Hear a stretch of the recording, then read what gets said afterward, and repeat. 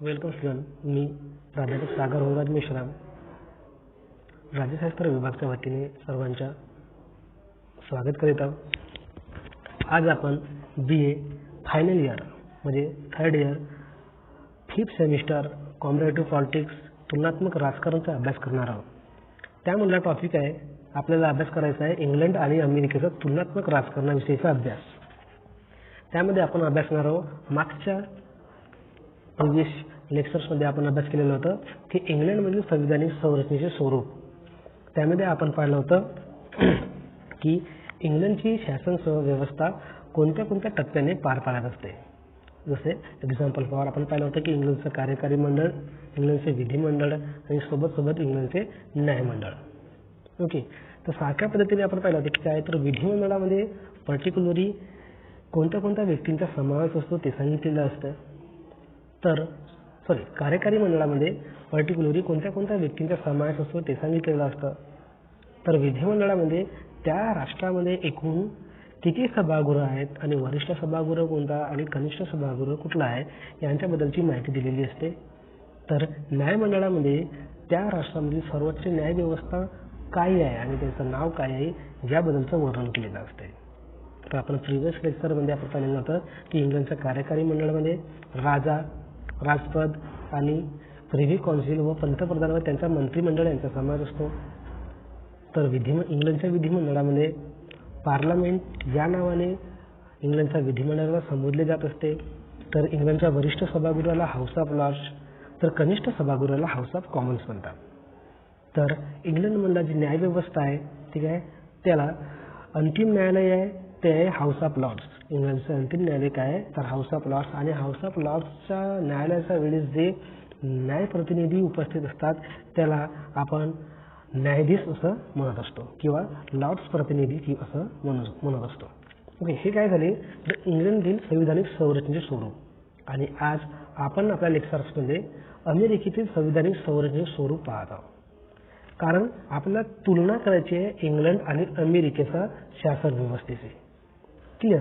तर आपण पाहणार आहोत की अमेरिकेतील संविधानिक संरचनेचे स्वरूप ज्याप्रमाणे इंग्लंडमध्ये तीन मंडळ होते, जसं कार्यकारी मंडळ, विधिमंडळ आणि न्यायमंडळ, त्याचप्रमाणे अमेरिकेत देखील 3 मंडळे आहेत, कार्यकारी मंडळ, विधिमंडळ आणि न्यायमंडळ.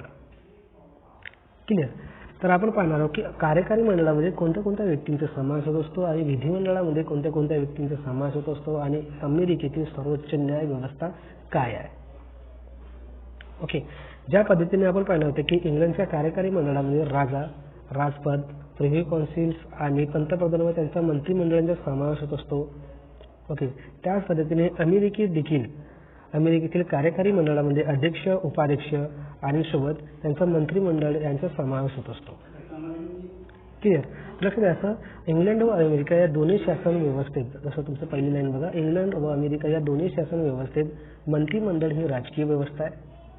तर ही अमेरिकेची शासन पद्धती ही इंग्लंडपेक्षा भिन्न आहे. इंग्लंडपेक्षा भिन्न म्हणजे काय तर इंग्लंडमध्ये वंश परंपरा आहे आणि अमेरिकेमध्ये अध्यक्षीय शासन पद्धती आहे. ओके, तर अमेरिकेतील शासन पद्धतीला अध्यक्षीय शासन पद्धती असे संबोधले जात असते. तर अमेरिकेच्या कार्यकारी मंडळामध्ये अध्यक्ष, उपाध्यक्ष व मंत्रिमंडळ यांचा समावेश झालेला असतो. त्याच पद्धतीने अमेरिकेचा कार्यकारी मंडळ. ओके, अमेरिकेच्या कार्यकारी मंडळामध्ये आपण पाहिलेलं आता काय तर अध्यक्ष, उपाध्यक्ष व मंत्रिमंडळाचा समावेश असतो. त्याच पद्धतीने अमेरिकेच्या विधिमंडळाला आपण काँग्रेस या नावाने संबोधलेले असते. ओके, तर अमेरिकेच्या विधिमंडळाला काँग्रेस या नावाने संबोधले जात असते. तर अमेरिकेच्या वरिष्ठ सभागृहाला आपण सिनेट म्हणतो, तर कनिष्ठ सभागृहाला आपण हाऊस ऑफ रिप्रेझेंटेटिव्ह असं म्हणत असतो. क्लिअर. तर काय आहे, अमेरिकेतील सिनेट हा सभागृह ओके संघराज्यातील घटक राज्याचे प्रतिनिधित्व करणारा सभागृह. ओके, लक्षात द्यायचं काय आहे तर ओके सारखेच अमेरिका आणि इंग्लंडच्या मंडळ आहेत ते सारखे प्रमाणात आहेत, परंतु काय थोडे त्यांच्या नावांचे डिफरंट आहे. ओके, तर त्या अमेरिकेमध्ये कोणती शासन व्यवस्था आहे आणि इंग्लंडमध्ये कोणती शासन व्यवस्था आहे. ओके, तर काय अमेरिकेच्या कार्यकारी मंडळामध्ये अध्यक्ष, उपाध्यक्ष आणि मंत्रिमंडळ यांचा समावेश होत असतो. क्लिअर. तर अमेरिकेमध्ये काय तर अध्यक्षीय शासन पद्धती आहे. ओके, आणि त्यानंतर अध्यक्ष हे अध्यक्षाचे काम कोणतं असतात, तर मंत्रिमंडळाच्या बैठकीत चर्चा करून निर्णय घेण्याचे बंधन नाही. क्लिअर. त्यानंतर आपण विधिमंडळामध्ये काय सांगितलं असते की त्या राष्ट्रामध्ये कोणते कोणते सभागृह अस्तित्वात आहेत. ओके.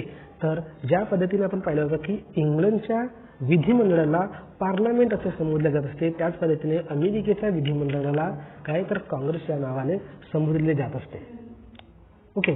तर इंग्लंडमधील वरिष्ठ सभागृहाला आपण म्हणत असतो सिनेट, तर कनिष्ठ सभागृहाला आपण म्हणत असतो हाऊस ऑफ रिप्रेझेंटेटिव्ह. आणि सिनेट हा सभागृह संघराज्यातील घटक राज्याचे प्रतिनिधित्व करणारा सभागृह आहे, तर हाऊस ऑफ रिप्रेझेंटेटिव्ह हे जनतेचे प्रतिनिधित्व करणारा सभागृह आहे. क्लिअर. जनतेचे प्रतिनिधित्व करणारा सभागृह म्हणजे काय, तर हाऊस ऑफ रिप्रेझेंटेटिव्हमध्ये जे सभासद असतात ते जनतेद्वारे निवडून जात असतात. ओके. त्यानंतर आपण जो लास्ट पार्ट आहे तो आपण बघू की अमेरिकेचे न्यायमंडळ. जसं ज्या पद्धतीने आपण पाहिलं होतं की इंग्लंडमध्ये सर्वोच्च शासन व्यवस्था काय आहे, तर हाऊस ऑफ लॉर्ड्स. आणि हाऊस ऑफ लॉर्ड्समध्ये जे प्रतिनिधी उपस्थित असतात आपण एकतर त्याला लॉर्ड्स विधिमंडळ म्हणलं आहोत की कारण नाहीतर आपण त्याला न्यायाधीश असे म्हटलेलं आहोत. ठीक आहे. त्याच पद्धतीने आपण अमेरिकेचे न्यायमंडळ पाहत आहे. ओके. तर अमेरिकेचे अंतिम न्यायालय आहे ते आहे सुप्रीम कोर्ट. क्लिअर. तर लक्ष द्या काय नाही, सुप्रीम कोर्ट हे अमेरिकेचे संघराज्य रचनेतील अंतिम न्यायालय आहे. अमेरिकन संविधान निर्मात्यांनी शासन व्यवस्थेतील अन्य 2 विभागाप्रमाणे न्याय विभागाला महत्त्वपूर्ण स्थान दिलेले आहे. शक्तिशाली न्यायालय हे अमेरिकन संविधान व शासन व्यवस्थेची एक महत्त्वपूर्ण वैशिष्ट्य आहे. अमेरिकन ठीक आहे. काय तर अमेरिकेतील जे सर्वोच्च शासन व्यवस्था आहे ना, ठीक आहे, त्याला आपण काय म्हटलेलं आहे, तर सुप्रीम कोर्ट म्हणलेलं आहे. आणि अमेरिकेमध्ये सर्वात शक्तिशाली अगर कोणी व्यवस्था असेल तर ते आहे अमेरिकन न्यायमंडळ म्हणजे सुप्रीम कोर्ट. ओके. त्यानंतर नेक्स्ट बघा, तिथं खालची एक लाईन दिलेली आहे तुम्हाला. संघात्मक शासन व्यवस्थेची प्रकृती सर्वप्रथम अमेरिकेत निर्माण झाली. ठीक आहे. कारण की सर्वप्रथम स्वातंत्र्य होणारा जो राष्ट्र आहे तो आहे अमेरिका, आणि सर्वप्रथम आपल्या संविधानाची निर्मिती करून संघात्मक शासन व्यवस्था आणि अध्यक्ष शासन प्रणालीचं अस्तित्व पूर्ण केलेलं आहे. ओके. हे झालं आजच्या अमेरिकेतील संविधानिक संरचनेचे स्वरूप. ओके. फरक पाहायचा झाला तर काय आहे, आपण फरक पाहताना आपण पाहू शकतो की इंग्लंडमधील आपण मागच्या लेक्चरमध्ये शिकलो होतो की इंग्लंडमधील संविधानिक संरचनेचे स्वरूप. आताचा प्रेझेंटच्या लेक्चरमध्ये आपण शिकत आहोत की अमेरिकेतील संविधानिक संरचनेचे स्वरूप. एक्झाममध्ये येत असेल की इंग्लंडमधील कार्यकारी मंडळ आणि अमेरिकेतील कार्यकारी मंडळ यांच्यातील फरक दर्शवा. ओके. तर सिंपल सा लाईनमध्ये सांगायचं झालं तर इंग्लंडमधील कार्यकारी मंडळामध्ये राजा, प्रिव्ही काउन्सिल, पंतप्रधान व त्यांचा मंत्रिमंडळ यांचा समावेश होत असतो. क्लिअर. तर अमेरिकेच्या कार्यकारी मंडळामध्ये अध्यक्ष, उपाध्यक्ष व मंत्रिमंडळ यांचा समावेश होत असतो. क्लिअर. मंत्रिमंडळ हे काय, तर अध्यक्षाला जबाबदार असतात. मंत्रिमंडळ कोणाला जबाबदार असतात, तर अमेरिकेमध्ये. ओके. अमेरिकेमध्ये काय मंत्रिमंडळ कोणाला जबाबदार असतात, अध्यक्षाला जबाबदार असतात. त्यानंतर आपण पाहिलं ठीक आहे इंग्लंडचा जर आपण विधिमंडळ पाहत आहे. ठीक आहे. तर इंग्लंडचा विधिमंडळामध्ये आपण पाहिलं होतं प्रिव्हियस लेक्चरमध्ये. ठीक आहे की इंग्लंडच्या विधिमंडळाला आपण काय तर पार्लमेंट म्हटलं आहे. ठीक आहे. तर अमेरिकेच्या विधिमंडळाला आपण काय म्हटलं आहे, तर काँग्रेस म्हटलं आहे. ठीक आहे. तर इंग्लंडमध्ये जे 2 सभागृह आहेत, ठीक आहे, तर वरिष्ठ सभागृहाला आपण हाऊस ऑफ लॉर्ड्स म्हटलं आहे. ठीक आहे. तर कनिष्ठ सभागृहाला आपण हाऊस ऑफ कॉमन्स म्हटलं आहे. ठीक आहे. तर अमेरिकेच्या विधिमंडळाला आपण काय म्हटलं आहे, तर काँग्रेस म्हटलं आहे. ठीक आहे. आणि वरिष्ठ सभागृहाला आपण सिनेट म्हटलं आहे. तर कनिष्ठ सभागृहाला आपण हाऊस ऑफ रिप्रेझेंटेटिव्ह म्हटलेलं आहे. क्लिअर. आणि काय तर सिनेट हे घटक राज्याचे प्रतिनिधित्व करणारे सभागृह आहे. ओके. तर हाऊस ऑफ रिप्रेझेंटेटिव्ह हे जनतेचे प्रतिनिधित्व करणारे सभागृह आहे. इंग्लंडमधील न्यायव्यवस्था पाहिजे झाली तर इंग्लंडची न्यायव्यवस्था काय आहे, तर जे एक सभागृह आहे हाऊस ऑफ लॉर्ड्स, तो सभागृह इंग्लंडचा अंतिम न्यायालय म्हणून मानला जात असतो. ओके. तर अमेरिकेमध्ये काय तर सुप्रीम कोर्ट. ठीक आहे. अमेरिकेतील सुप्रीम कोर्ट हा अमेरिकेतील अंतिम न्यायालय म्हणून ओळखला जात असतो. क्लिअर. चला, ह्या पद्धतीने आपण आजच्या लेक्चरमध्ये इंग्लंडमधील संविधानिक संरचनेचे स्वरूप आणि अमेरिकेतील संविधानिक संरचनेचे स्वरूप याबद्दलची चर्चा केलेली आहे. ओके. पुढे जुळून राहण्यासाठी आपल्या चॅनलला सबस्क्राईब करायचं आणि आलेले व्हिडिओज पूर्णपणे पाहत राहायचं. धन्यवाद.